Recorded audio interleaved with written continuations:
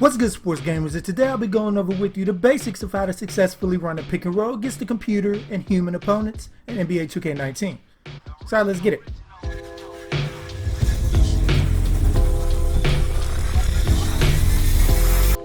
Sports Gamers Online is the #1 source for the sports gamer.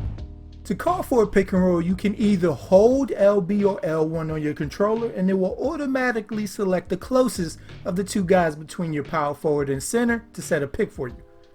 Or you can tap LB or L1 and then manually select who you want to come over to you. So of course now you can run a pick and roll with your point guard, shooting guard, or small forward screener for you here. Now once the player starts to come over, you can select whether he rolls to the hoop, which will always be the default option, or fade to the three-point line after screening by hitting R1 or RB on your controller. You can also switch the side the player will screen on by clicking in the left stick, and he will screen on the side the horizontal line is on. I mainly did this as a way to show others how to run a pick and roll when the computer's on you, because right now it's kind of ridiculous. Look at this, people. As soon as you call for a pick, the computer defender will be alerted to this somehow and get a clean steal, body you up so crazy you can't move, or get in the way of the pick and roll before it's even set, like he has eyes in the back of his head. But what I've been messing around with, since the computer is psychic when knowing when picks are coming and can block your path rather easily, since they're one step ahead, we got to be another step ahead of them and start to move towards the screen with the ball in that hand as soon as we call it, to close that space that the defender can fit through to blow the play up. Basically erasing the space the defender has, so when the screen comes, if you time it right, he will take the defender out of the play instantly. I only use this against the computer, but it can work against humans as well, obviously. You can run a pick and roll with basically anybody, but if he can't shoot, it does limit you a bit, especially if your roll man can't shoot either. This is something you will run into a lot when you run a pick and roll with two non-shooters. Then it comes down to you driving or passing to whoever the big down low doesn't cover. I could have given it to Horford here, but what I do like is if you take the shot and the big is all over you, it usually puts him out of position to grab the rebound.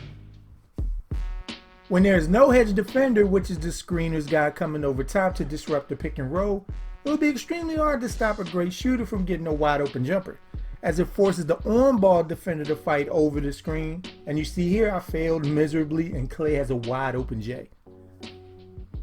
Now having a big who can shoot helps the ball handler a lot, as it gives him a lot more room to work. Next time up the court, I remember he had the screen as defender drive back into the paint on the Horford Irving pick and roll. So instead of rolling, I have him play a pick and fade to put Cousins in a bad spot, and he ends up wide open. And I run it a third time and he again has Cousins dropped into the paint. But look how confused he was here as he tries to use the Cousins to defend Horford. He lets Irving get a straight path to the hoop as he clicks on the Cousins to try and cover Horford for a brief second. But because he didn't fully commit, Horford still has an open jumper. It just shows you how terrible having your big drop back deep like that is against screeners who can shoot. Because guys like to click on and control this guy when you come off the screens, what they don't like is when they have to rush out right away to defend the jumper instead of waiting and playing the regular pick and roll to the hoop. Now when you run a pick and roll, like I mentioned, majority of players will control the big who drops back and try to play both you and the screener.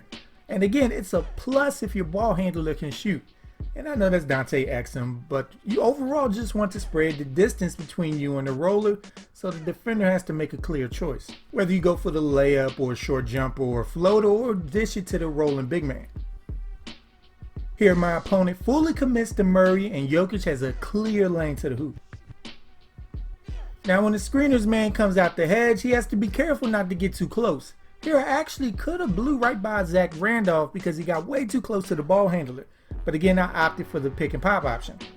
With the defensive big helping in the screen, you're also more likely to see the on-ball defender cheat over and cover the screener if he flares out for the jumper.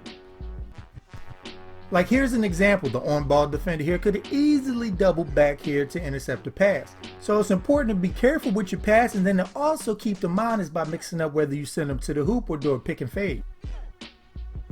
Now again, if you notice they're hedging your screen, you can start to play some games with them, like going towards the screen then back the other way. To one, get the screener's defender on the other side so he has a poor angle to defend the screener if he decides to roll to the hoop, and hopefully to get the on-ball defender out of the play for you to get an easy jumper. You can do various different moves to get the on-ball defender to run into the screen.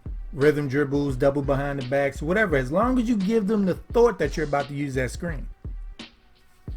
Running the pick and roll is the easiest way to generate offense in the NBA, so you must know the basics to be able to get busy in 2K19 as well. This is a basic rundown of it for you guys, but be on the lookout for more in-depth ways to get the most out of your pick and roll in NBA 2K19 on the channel.